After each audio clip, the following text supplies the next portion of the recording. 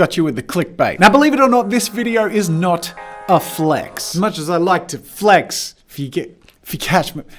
I'm sorry. To be honest, I am the last person to ever talk about or brag about any income or anything like that. But what I am really big on is empowering other creatives. And there are so many people in my audience who have so many skills and could be supplementing their income or making a great bit of cash on the side by doing something like creating a Skillshare course, which we're going to talk about today. Now, before we dive into that, I want to get a few things out of the way. First, this video is sponsored. So that does mean, of course, that I have a relationship with Skillshare and I share their product and they pay me to share their product, but at the same time, the fact of the matter is, separate to any of this YouTube-y stuff, if I'm talking to a creative professional and they're looking to get their work out there in private conversations, I always say you should do a Skillshare course. And many people don't fully consider the benefits of teaching on Skillshare. A lot of the time when I say that in conversation, people sort of go, oh yeah, no, there could be, but they don't actually understand that there's more monetary benefit on teaching on Skillshare than there is starting a YouTube channel, by far. So we're going to dive into all of that in this video and in detail, but I want to start off, of course, by thanking Skillshare for sponsoring the video and encouraging you guys to go check it out. There are two links in the description, one to sign up as a student and another to sign up as a teacher. Now, if you sign up to Skillshare, of course, you can get 2 months of free premium Skillshare,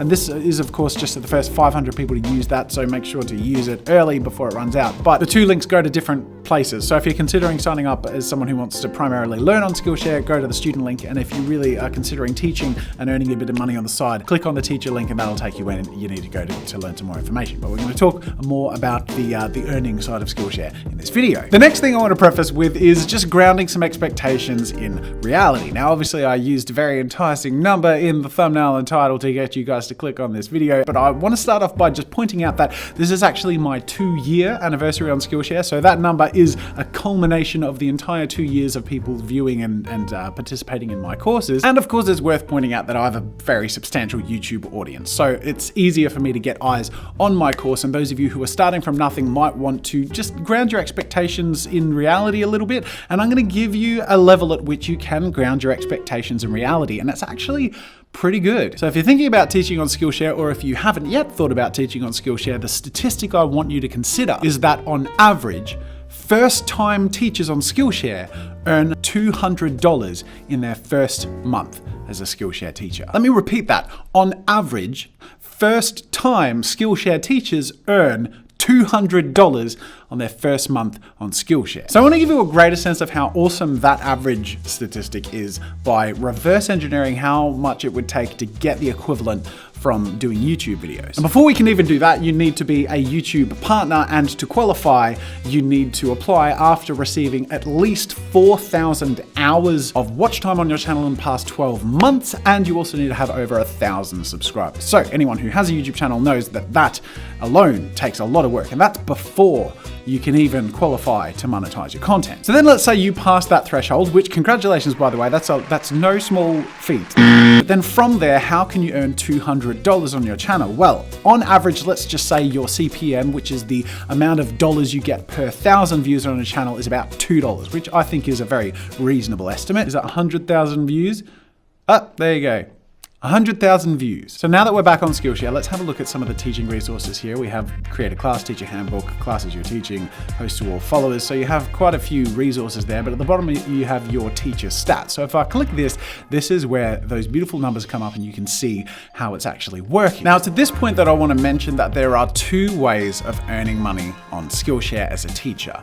The first is through revenue. It's not the same as ad revenue because Skillshare doesn't run ads, it's a premium service. So they take all of that income from paid subscribers and they have a percentage or a pool that they reserve that they then distribute among all of their teachers based on the interactions and the minutes watched and the projects on those courses. So essentially rewarding the most successful and engaging teachers on a month-by-month basis. Now that's the first way. The second way, as you can see here, is refer students, and you can earn $10 per referral of people you bring over. Now, this is actually something I've opted out of as a teacher on Skillshare because of my sponsorship relationship to them. So this income, this $47,440 earned on Skillshare is without any signups. I have one premium referral, and that might have been like when I first joined Skillshare a long time ago or something. I don't know. It might have been to myself when I first signed. I don't know. But anyways, that is the number that is actually just based on that first stream of income. But if you are a teacher on Skillshare, there's an entirely different way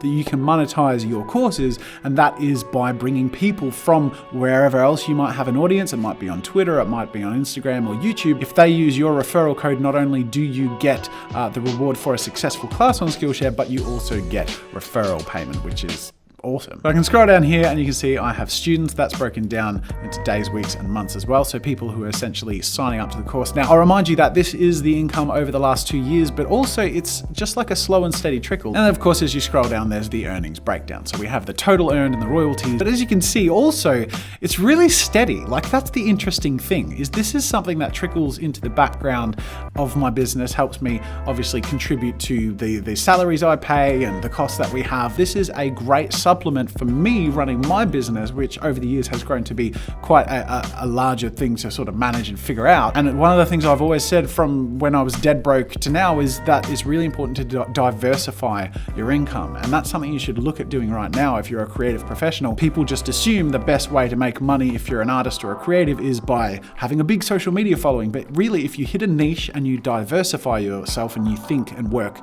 wisely as well as hard, you can create a really nice cushion or a really nice supplement and I guess you could say ecosystem of income to help you achieve what you want to. Out of my courses, my most successful course is How to Stand Out and Make Money on YouTube by a professional YouTuber, that's me.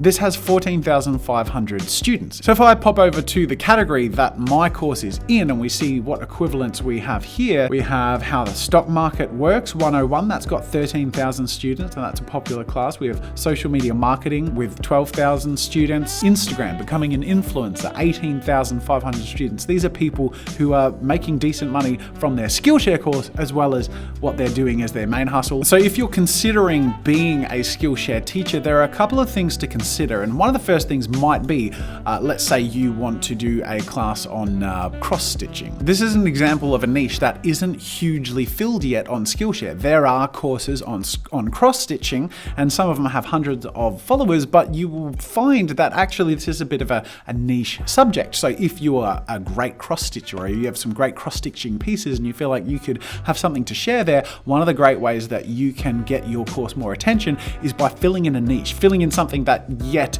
doesn't offer what you feel you can offer. And I believe personally that I picked my 2 courses based on what I felt I could bring to Skillshare that I wasn't seeing yet in the way that I can bring it. So I didn't yet see a course on how to be a YouTuber by someone who was apparently a full-time YouTuber, and I didn't really see anything on how to talk to camera. And obviously there's sort of specialized things. Not everyone wants to know how to talk to camera or how to be a YouTuber, but now if someone looks for that, I'm probably going to be right up the top there with the courses that they find. So that's one of the best ways to create a course that's going to be seen by people, to build an audience and to get it seen and build some revenue from Skillshare. But let's say your skill is a little more popular in general and there are more courses on Skillshare for it. So let's say Procreate is something I know there's a huge amount of resources on Skillshare for, because I've followed those classes and learned a lot about Procreate from a lot of these classes. Now you might be intimidated as a first-time teacher thinking, okay, you look this up and there are courses with 5,000, 26,000, 15,000 students and you're about to start a course and you think, oh, I'm just going to get lost in all of this. Well, first of all, the way people learn on Skillshare is by finding the teachers that suit their style. So you can actually build followers on Skillshare that appreciate your style and will see your courses as they come out. So you can't actually do that unless you start putting out courses and finding students. But then beyond that, what I find as a student on Skillshare is you watch a whole bunch of different courses and you gain something different from every course, and everyone will have different strengths, everyone will have different styles, and it's a really great way to pick the best things that are applying to you and your strengths and your styles as you want to learn something new. Okay, so we've gone through the platform, we've gone through the fact that you can earn money, and you can earn pretty good money on Skillshare as a teacher if you create some good courses, and that there are some things you can use to stand out and be seen even if you're a first-time teacher, and that there's a great value proposition for first-time teachers with that average $200 in the first month. So there's a lot of value there. So let's say you want to take advantage of it or give it a go, but you feel a little bit lost. Well, that's what I want to do in the last part of this video now, is take you through how you can start being a teacher on Skillshare. Step 1, of course, is to have a skill. Step 2 is going to be putting together a concise course. And there are a few things that you should probably keep in mind, or resources you can make use of to make the best course possible to make use of the opportunity sitting on the table. Now, this is where I'm going to shamelessly plug and point out that I have a course on how to talk to camera. You got to find what your flavor is, and you got to find a way to carry that across in your course. Sometimes on camera, of course, you could do voiceover, you could do a whole number of different things. But if you're looking to find a way to communicate through video to your audience, I recommend my course on how to talk to camera on Skillshare. So if you pop into my course, as you can with any course, you can see how the lessons are broken down. So you can essentially start to build your course by thinking, how can I break my course apart into pieces? So in my course on how to present to camera, I talk about commanding attention, facing the camera, getting the production out of your head, getting to the point. I talk about editing and how that's half the equation and how to consider that when you're presenting to camera. And then I have final thoughts and a recap. I talk about the class project, and the last are two very large parts, which are raw footage of the present to camera. Now, if I click on this is something that I thought would add a lot of value to the viewers, and that was quite simply a camera off to the side, which I set up to record the entire course,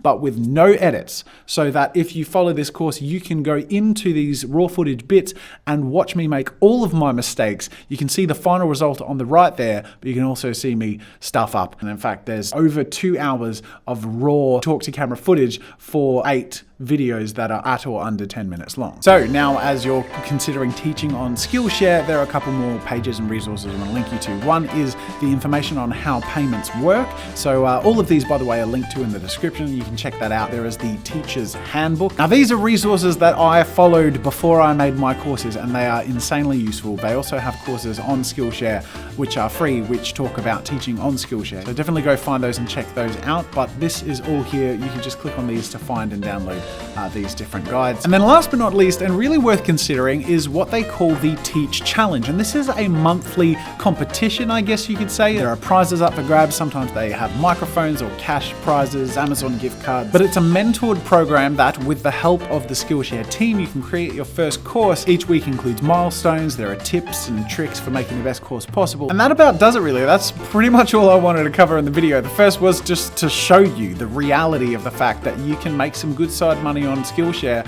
as a creative, and much more easily than YouTube, and it incentivizes quality, and YouTube is less and less a platform where teaching and quality is incentivized, and it's more and more a platform where it's about entertainment, it's about grabbing views and eyes. So once again, those links are in the description. If you want to be a student on Skillshare, I highly recommend it, and you can try it out for 2 months absolutely free. And then if you want to be a teacher on Skillshare, click that teacher sign up link. While you're on Skillshare, why don't you follow me? I don't come out with courses very often, obviously. I've come out with 2 in the last 2 years, but they are courses that I've put a lot of time and effort into. So if you find the topics appealing, go check them out, because I guarantee you'll enjoy them if you like the themes of those courses. And while you're watching, why not subscribe to Draw with Jazza for more fun with art and creativity? Usually I do more entertainment-based stuff, but I really did want to take the opportunity to demystify teaching on Skillshare and show you how valuable it is, because I don't see it get enough love. And I wanted to give it a lot of love in this video, and if you're considering teaching on Skillshare, maybe you should consider it a little harder. Do or do not. There is no maybe. No, that's not how it goes. Anyway, that's it for this video. I hope you enjoyed it. Make sure to like it if you found it useful or interesting, and subscribe to Draw with Jazza for more fun with art and creativity. And until next time, I'll see you later.